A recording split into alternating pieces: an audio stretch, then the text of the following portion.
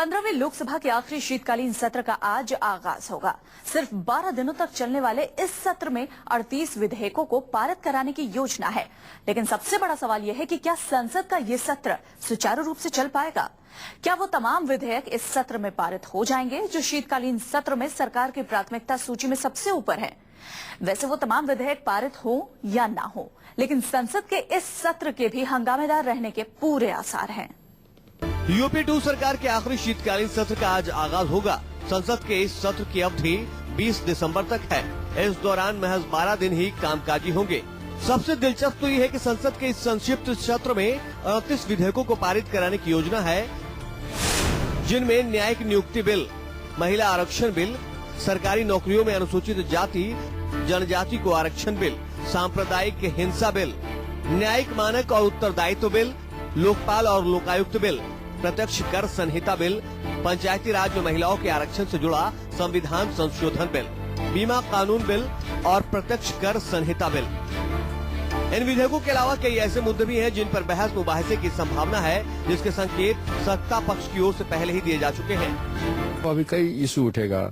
हो सकता है कि मुजफ्फरनगर का इशू आए, हो सकता है प्राइस राइज आए, हो सकता है कि इंडिया श्रीलंका का संबंध में आए, या जो महिलाओं के ऊपर महिलाओं बच्चों के ऊपर जो अत्याचार हो रहा है, ये सारे मुद्दा जो है पार्लियामेंट में पार्टियां उठा सकते हैं और सरकार भी बहुत से मुद्दे में शामिल हो सकती है।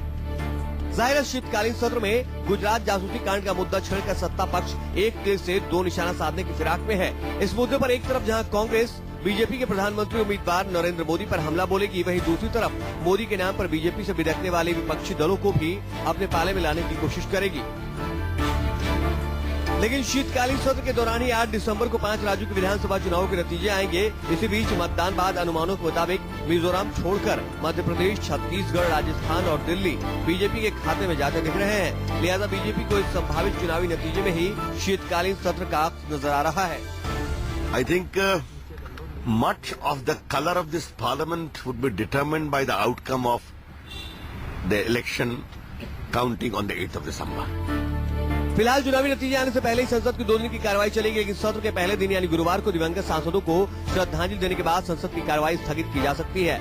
जबकि दूसरे दिन यानी शुक्रवार की कार्रवाई अयोध्या के विवादित ढांचे को गिराए जाने की बरसी होने के चलते बीजेपी विरोधी दलों के हंगामे की भेंट चढ़ने के आसार हैं। वैसे हंगामा महज शुक्रवार को ही नहीं बल्कि बाकी दूसरे दिन भी होने के पूरे आसार हैं, क्योंकि अलग अलग विधेयकों पर अपने अपने विरोधी नजरियों को जाहिर कर बीजेपी, एसपी और टीएमसी ने पहले इस बात के संकेत दे दिए हैं। वहीं हंगामे का एक बड़ा सबब अलग तेलंगाना राज्य का मुद्दा भी हो सकता है।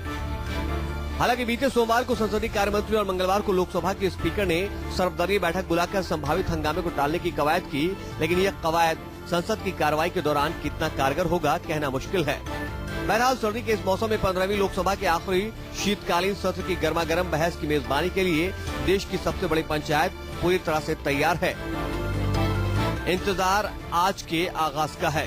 Bureau report, news 24।